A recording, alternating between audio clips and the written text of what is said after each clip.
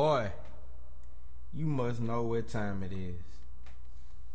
I can't lie. Today is a bright day. I'ma tell you why, man. This is gonna be a great interview, man. I'm interviewing the homie Will Moore, man. Will Moore, man. Y'all wouldn't even know, man. Big Will, man. This dude was on so many classics of my society, man. You got Blow My High, which is one of the first songs we ever created, man. I ain't gonna lie, I really wish I had that song on deck. I really do wish I had that song on deck. What you say, producer? I'm being told that it's playing right now, so yeah, this is Blow My High, my society. Yeah. What? You know what we're gonna get into? What we about to get into, Frankie? Well, this is my you presented the coldest radio show ever, man. Mal Talk. I appreciate it. I appreciate all the fans. Shout out to the fans in the UK. Shout out to the fans in the Netherlands. And shout out to the fans. If you stay up the street from me, then you a fan, and I love you. And it's real. Mal you. Yeah, baby. So guess what? We're about to call the homie Will. Let's see. Let's get it poppin'.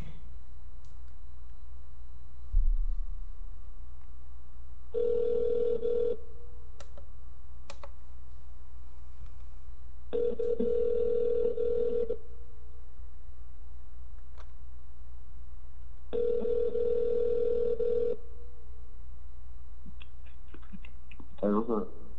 I was good, Will. Not much. Cool. Man. You straight? I'm good, man.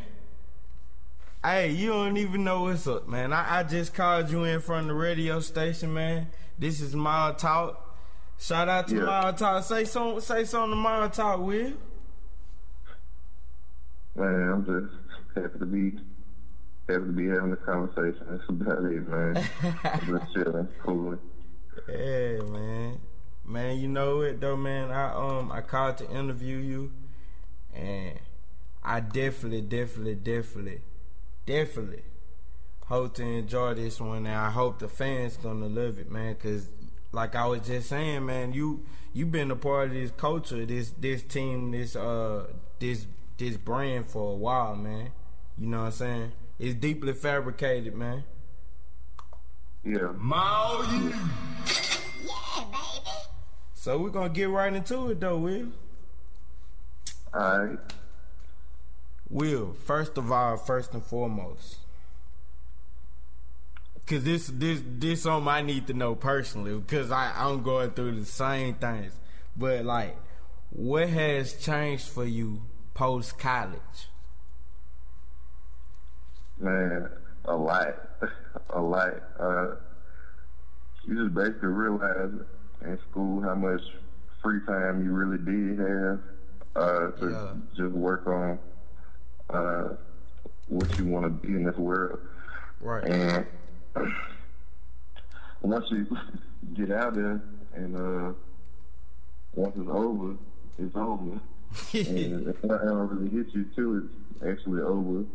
Yeah. So basically you go from the most exciting time in your life to the most serious time in your life, and you just have to make that transition the best way you can. Right. So what would you tell? Cause this is Mal You, man. We promote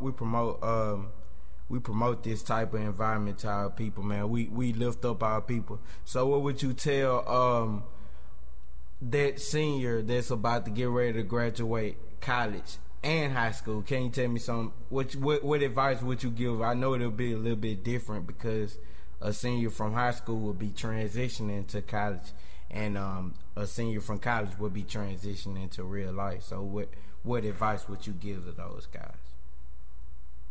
Yeah, as far as somebody in high school, I just say enjoy that time that you're in school, but also use the time wisely if you can, if that makes any sense.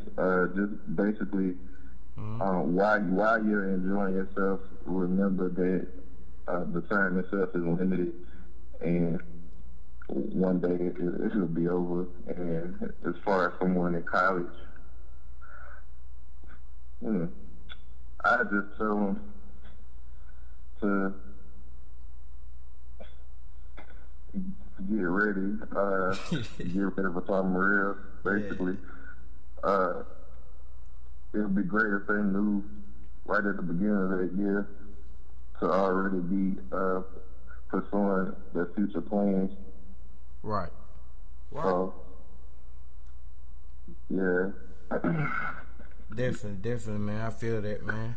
And this coming from what it's been how many years since you've been out of college? 2, 3? Man. Actually, it's only been one. Really? It's only been one. Oh man, really? Now I think about it, yeah. That 1 year seemed like 3 after you get into the same routine of the 8 to 5. So, I can feel that, man. So like, let's go on to the next thing, man. Will. Could you tell me, because you got a very wise mind, and I'm glad we have you on radio to promote the culture of a black male, man, and you definitely fit that characteristic heavily. Could you tell me, like, growing up, who were some of the people that you looked up to, admired the most, maybe? Growing up, I have to say, I just admired people that were in my same age bracket that had a different thinking pattern, that didn't necessarily believe what was told to them just because it was told to them, and right, just people that challenged me to use my mind to achieve its full potential, and just basically people I meet in my college classroom. Right. Like that. Right. Yeah, cause man, I ain't gonna lie. Anybody can say what they want to say about Northwestern State University, man, but it's some real people there, man. It's some real people there, but it's also some fake people, some fabricated people. But you know what? They still people, man, and that's just real. So, Will, man, what we like to do here, man, it's a new segment, man. I actually haven't done this with nobody yet. But what we gonna do right now, we're gonna have a game of options. You ready? What it is, the directions is, I'm gonna ask you a question. I'm gonna ask you two choices, and you choose out of those two choices. Alright. It won't be that bad, bro. It won't be that bad. Coke or Sprite? Sprite. Money or power? Money. Henny or Ciroc? Henny. Shout out to all the Henny drinks. Vivica or J-Lo? J-Lo. Ooh, that's tough.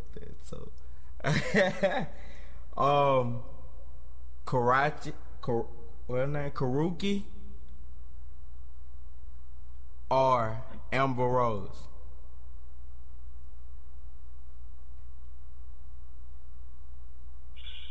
Man, Amber Rose is she might travel through, but it's worth it. Man, hey, two more, man. That dude crazy. 2K or NBA Street? 2K? Yeah. Oh, with NBA Streets, man. You don't remember Stretch, man? Stretch used to come through with the man. People don't. Yeah, but their longevity with 2K. True. That outpowered the street. True. The street was cool, but let me put this in perspective. What about NBA Live? You remember? I know you remember the tenure that NBA Live had compared to 2K. 2K is on top now, but NBA Live was, man, it was on back in the day. It was on, bro. Yeah, it was. It was. I enjoyed the I think I enjoyed up to like 04, 05, something like that. Yeah. Then 2K took over. So. I think the last one I had was Jason Kidd on the cover. When you could put cheat codes in to get Snoop Dogg and Lil Bow Wow, DJ Clue, and all them people. But my last thing, Drake or Meek? Maul you. Yeah, baby. Man.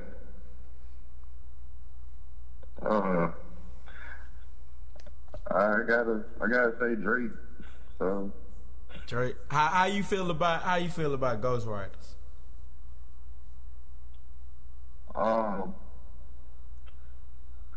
It's kind of hard to say because what I'm learning now is that people that I consider some of the best in the game do have Ghost Riders and have had other people writing for them. So I don't even know. Man, I'm gonna tell you. Kind of messed mine up a little bit, but I mean, I'm gonna tell you, like people talking about this nowadays, but all the best. See what the generation that hip hop is formed from now. If you ask me, is because everybody has a generation when they had to listen to what's the leading music. You know what I'm saying? Back in the G, man, you talking strictly the 80s, the 70s, you know what I'm saying? That Motown, that 90s, you know what I'm saying? All that feel. Man, you talking about Smokey Robinson, man, that guy was writing hits for people.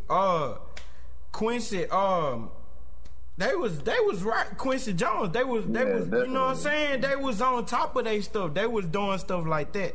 And they didn't both a generation of you got Michael Jackson coming out of that. You know what I'm saying? You got the Temptations coming out of that. Man, you so I mean, like, maybe ghostwriting ain't all of that bad, but why do people look at it that way, I wonder? As far as what you were speaking about, there was people ghostwriting for R&B singers, which it's a different game, really. Is Drake not an R&B singer? You can appreciate people's talent as far as R&B singers because the person that wrote that song might not necessarily be able to hit some notes like that.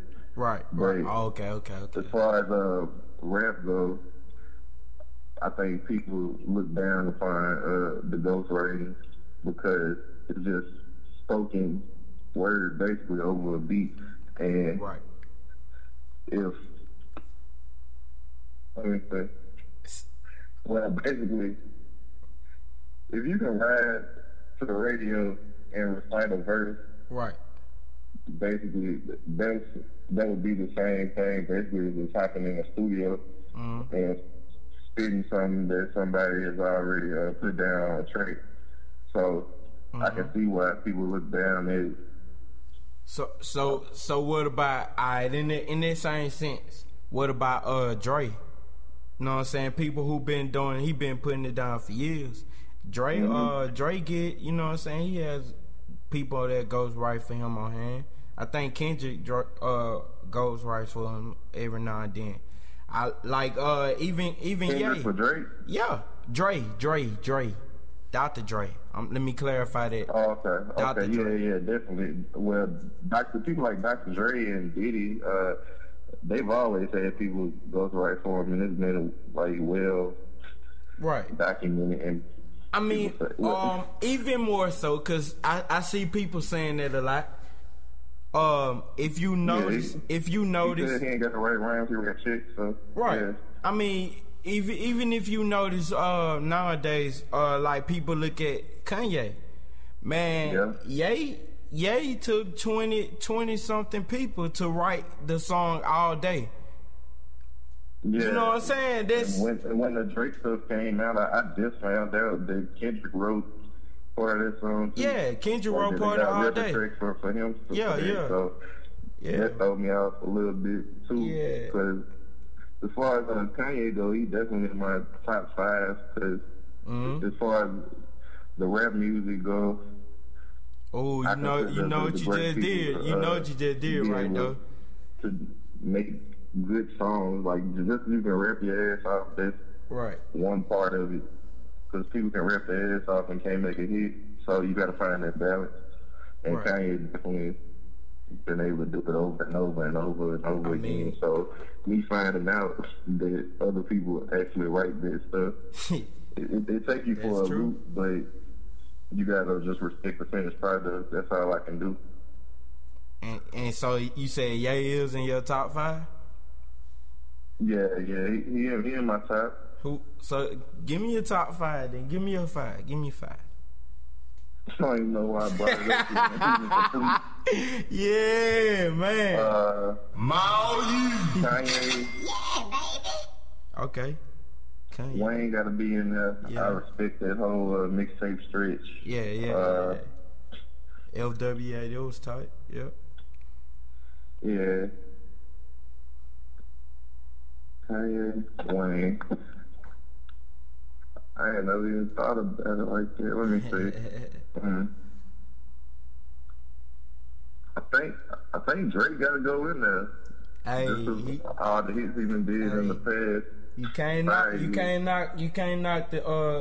knock that kid, man. That's real. You cannot knock Drake. You cannot knock Drake, man. OVO, Toronto. Yeah. He holding it down different. And Kendrick and J. Cole. Hey, I'm gonna be so real with you. Your 5 really sounded like my 5. And this real. I believe it. Hey, it's some cold people in this game. But we next up though. I promise you that. You feel me? One day if y'all listening, yeah, we next. But Will. Yeah. What's your favorite?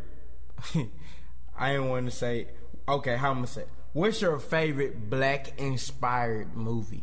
I didn't want to say hood movie because they, we tend to get thrown those ways on those stereotypes and stuff like that. But what's your black inspired movie? Or hood movie? Man, I can't even say. Like Baller Blacking. Yeah, I know what you mean. Yeah, I know what you're talking you got about. some favorite. Like, it's honestly when it comes to movies like that, you just actually just love them all, and you just, you know what I'm saying, you just mess with them because you like them. You know what I'm saying? Those type of movies, you just gotta keep watching them. I feel you on that. Let me say, I have to say, man, I feel like Don't Be a Menace. I can put it in your laugh all day. Don't Be a Menace. I don't know, it's still funny to me. Yeah, Don't Be a Menace. Definitely something. Yeah. But the only reason I said it was hard to choose because you got movies that make you laugh, and there's movies that you can take serious. Like I just watched Boys in the Hood 2 weeks ago, and everything dude was talking about from the time he was a child to a man as far as Trey goes. Everything is true as it was then, it is now. Right. And I can't do nothing but respect it. Right. And honestly, man, there's so much in our culture, man, that we overlook. Because when you look at it, if you go back and watch an old movie, or you go listen to an old album, like I was listening to a Biggie album the other day, man. I was listening to that, man, what he was saying. He was saying back then, I didn't appreciate it back then. I loved the rhythm of the music. I love the visuals. You know what I'm saying? We all love the sounds. And what that vibe was going back in the day, because we were younger, you know. But now that I'm older, and I actually can partake in what that man was saying, his mindset. Oh man, that was before his time. That was classical. And nonetheless, a lot of stuff in black culture, period. And I mean, like in our culture, in our talent, you know, that has been created. That's dope, man. Yeah. Yes, sir. So Yeah, baby. What is next musically for you? I want to be able to create a project that'll hit in the streets as far as the beats and the music go. But I want to be able to leave a message on each one of my tracks. As far as the post-college times you was talking about earlier, I learned a lot in the past few months that I never would even got out of a book in the classroom. And one of the things was that all these record labels, man, once they actually find some artists, they're looking to promote things that are sending these kids to prison, man. And I'm trying to put out something that are saying they're against it. But yeah, basically these corporations, they're building all the private prisons, and they need bodies to go in them. So ain't nobody gonna build a school if kids ain't gonna show up, and ain't nobody gonna build a prison if them cells ain't getting filled.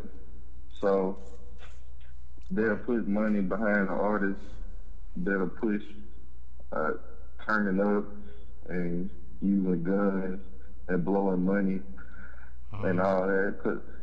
And it's meant to basically fill the head of some kid who ain't got nothing, and they looking to live out that pleasure through that 3-minute song, right? By any means necessary. So, man, you know, they'll basically fuck you up to go fuck up some comments. You know what I mean? You know, it's actually I seen a study on this shit. And it's actually, sorry for cursing on our iTunes listeners and iHeartRadio listeners, as well as Spreaker and SoundCloud. We sorry for cussing, but I seen some studies on the fact that they actually look for like in the music, the way after the artist makes his music, of course. Of course, the artist gives his music to his engineer, you know what I'm saying, producer, you know, whoever is mixing and taking care of his music for him. But it's according to the study, that's when they take the music and they you know what I'm saying, they add the other little things in it, little elements to make the beat more up tempo, you know, this and that, you know. So when the beat is up tempo, of course, when the beat is up tempo, you hear it.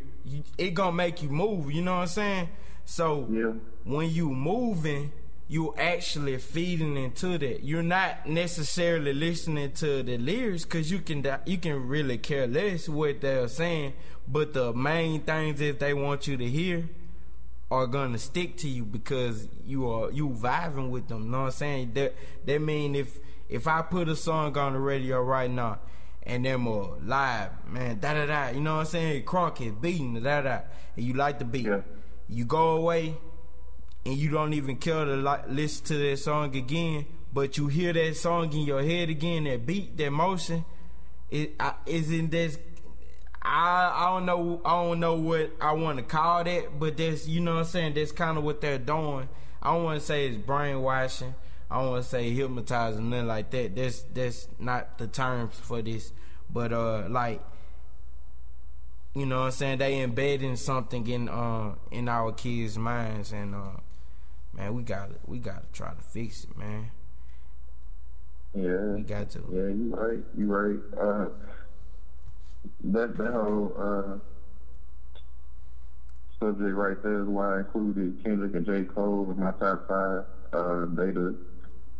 They're the two people who made it to the mainstream, and they basically promoting a positive message. I appreciate that. Yeah, the kids need somebody. Man. Yeah. Man, dog, man. I remember when you used to like Kendrick. That's when we first heard him. Remember you used to show me the them clips and stuff, him freestyle. Remember we seen the clip he freestyled for like, man. I put you on Kendrick. Yeah. You put me on Kendrick and a feat. But you put me on Kendrick because I ain't listened to it when she told me about it. I ain't gonna lie, but you definitely, man. So Kendrick Lamar, it was Will that put me on you, dog, and that's real. And B Wise put me on J. Cole, and ever since then, y'all my dogs, man. I ride with you, and that's real. That's what's up. Man, Will, give out some shout outs, man. Man, give out some shout outs, and give some nuggets, give some knowledge to the people, man. Kick a little something to them, man. They need to hear something. Alright. But I want to shout out my boy Simon, he out of Miami. Yeah. Doing his thing. Shout out to that boy. I want to shout out my dog Ernest. Yep. Shout out to his family, raising girl, Madison. Yep. Want to shout out to Blakely out there in the field. Yep. Shout out to D.Y. overseas. Shout out to the boy I'm talking to right now. What up?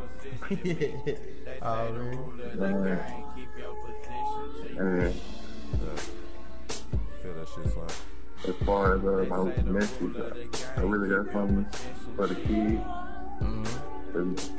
They the ones with the time.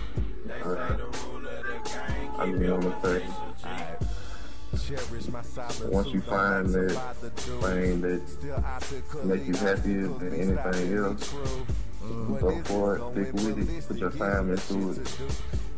Because one day, that time will be up. So, use it wisely. Hey kids, y'all heard that here? There was Will Moore, man. Will, I appreciate your time. Can you tell them where they can reach you at, man? Yeah, man. My Twitter, Instagram, everything is WillCMG. Straight out. And I ain't using it much because I'm on my incognito. He was breathing sick right now. But if come through, I'll definitely keep it out. Check it. And I'll get back to you. Hey, there was Will Moore. This is Mile U. This is Mile Talk. This is Frankie Vibes. Bruh, the money calling. We gotta go. Will, you got any last words to say to them, G? Man, just do you. Do you. Avoid the law. Make this money. Hey, and move up in life. It's 1,000 degrees though. Everybody out there be made in living dreams. We out. Peace. All right. Mao you.